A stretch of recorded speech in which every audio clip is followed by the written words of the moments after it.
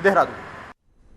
और बात बाबा रामदेव की दवाई की कर लेते हैं। तो बाबा रामदेव की दवा अब इम्यूनिटी बूस्टर के रूप में सिर्फ बिक सकेगी और दवा बेचने को इसको लेकर ही अब मंजूरी मिली है। साथ ही क्लिनिकल ट्रायल को भी अब मंजूरी मिल चुकी है। हालांकि कोरोना की दवा के तौर पर यह नहीं बिकेगी। आयुष विभाग ने कहा कि कोरोना के दावे और लेवल दवा और लेवल के साथ ये दावा नहीं कर सकते। आयुष मंत्रालय ने कहा कि उत्तराखंड आयुष विभाग ने ही बाबा रामदेव की दिव्य फार्मेसी को 3 दवाई बनाने का लाइसेंस दिया था जो इम्यूनिटी बूस्टर की थी। हालांकि इसमें नई बात यह भी है कि अब नियमों के तहत रामदेव को दवा के क्लिनिकल ट्रायल की भी मंजूरी मिल गई है। यानी कि अब रामदेव ने जो 3 दवा लॉन्च की थी वो बिकेगी, लेकिन सिर्फ इम्यूनिटी बूस्टर के रूप में।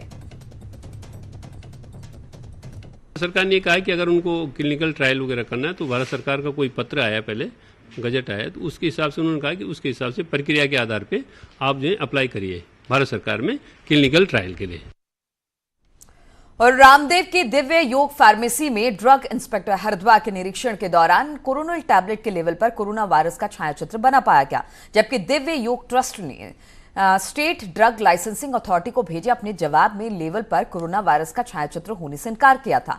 स्टेट ड्रग लाइसेंसिंग अधिकारी वाईएस रावत ने बताया कि ड्रग इंस्पेक्टर द्वारा फार्मेसी से 3 दवाओं के सैंपल लिए गए हैं, जिन्हें अब लैब जांच के लिए भेज दिया गया है।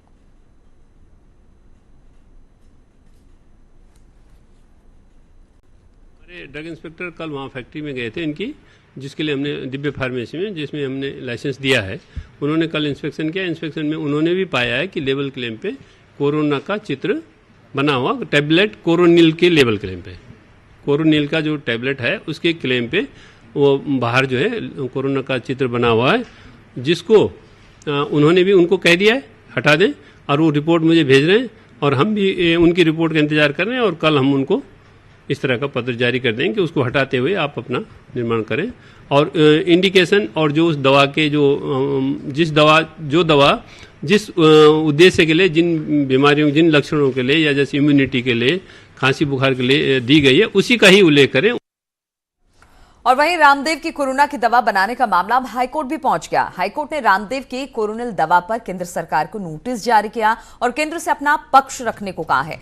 अब आज इस मामले पर फिर से सुनवाई होगी। वहीं बाबा रामदेव और आचार्य बालकृष्ण इस पूरे प्रकरण पर आज एक प्रेस कॉन्फ्रेंस भी करने वाले हैं।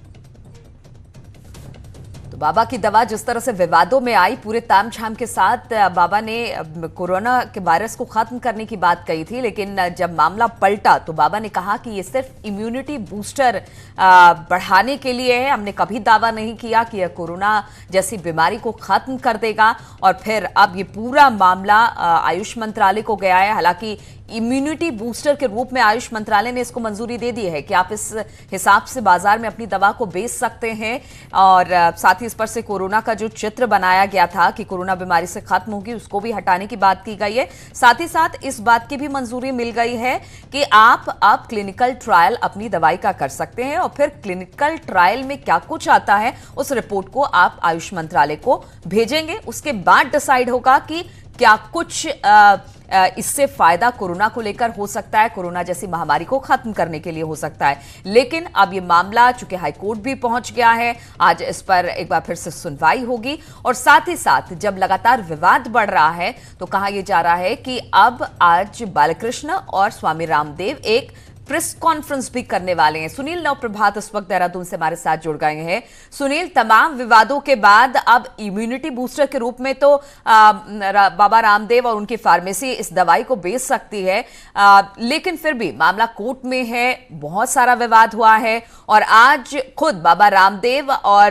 कहा जा रहा है कि बालकृष्ण एक प्रेस कॉन्फ्रेंस करने वाले हैं। क्या इन्हीं विवादों पर बात करेंगे? क्या कुछ इस प्रेस कॉन्फ्रेंस में बोल सकते हैं बाबा रामदेव और उनके सहयोगी बालकृष्ण? देखिए नीलू, जो बाबा रामदेव की मुश्किलें हैं वो कम नहीं होने वाली हैं। भले ही आयुष मंत्रालय ने यह जरूर कह दिया है कि आपने जो 3 दवाइयां आपने बनाई हैं स्टेट ड्रग लाइसेंसिंग अथॉरिटी के लाइसेंस के आधार पर, आप उनको ठीक उसी तरह बेच सकते हैं, लेकिन इसमें कोरोना का कहीं भी जिक्र नहीं होगा। शुरुआती दौर में हमने देखा था कि जब बाबा रामदेव ने ये औषधि लॉन्च की थी तो उसमें बाकायदा दावा किया गया था कि ये कोरोना को ठीक करने में सक्षम है और उन्होंने यहाँ तक ये कहा था कि ये 100% कोरोना के मरीजों को ठीक कर देती है। हमने ये भी देखा कि जो कोरोना की जो तीनों दवाइयाँ तब उन्होंने दावा किया था, उनके बाहर एक किट थी जो कार्टून होता है पैकिंग का, उससे कोरोना किट लिखा हुआ था।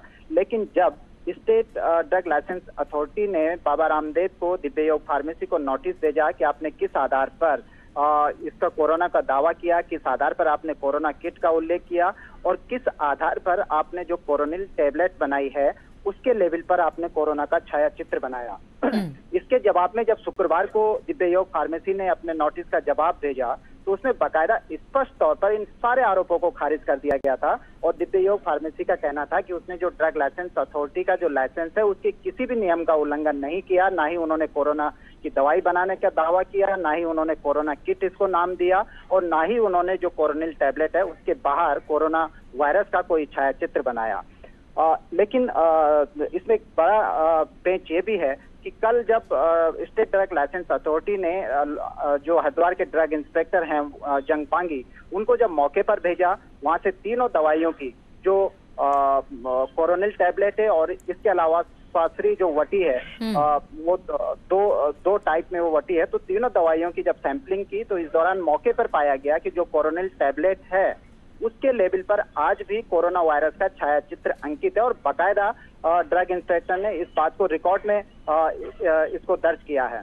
तो आज स्टेट ड्रग लाइसेंस अथॉरिटी भी दोबारा रामदेव को नोटिस सर्व करेगी और दूसरी ओर हाईकोर्ट में भी मामला है, तो हाईकोर्ट ने भी केंद्र सरकार को नोटिस भेजा है कि आखिर किस आधार पर दिव्य योग फार्मेसी। बिल्कुल, तो बाबा ने अपनी दवाई तो लॉन्च की कोरोना के नाम पर, उन्होंने कहा कि कोरोना इससे ठीक हो सकता है, लेकिन अब बाबा पर यही दवाई भारी पड़ रही है, बाबा को जवाब देना पड़ रहा है, चाहे वो आयुष मंत्रालय हो या फिर हाईकोर्ट हो। और आज इसी को लेकर एक अहम प्रेस कॉन्फ्रेंस भी होने वाली है। बहुत बहुत शुक्रिया आपका सुनील नवप्रभात।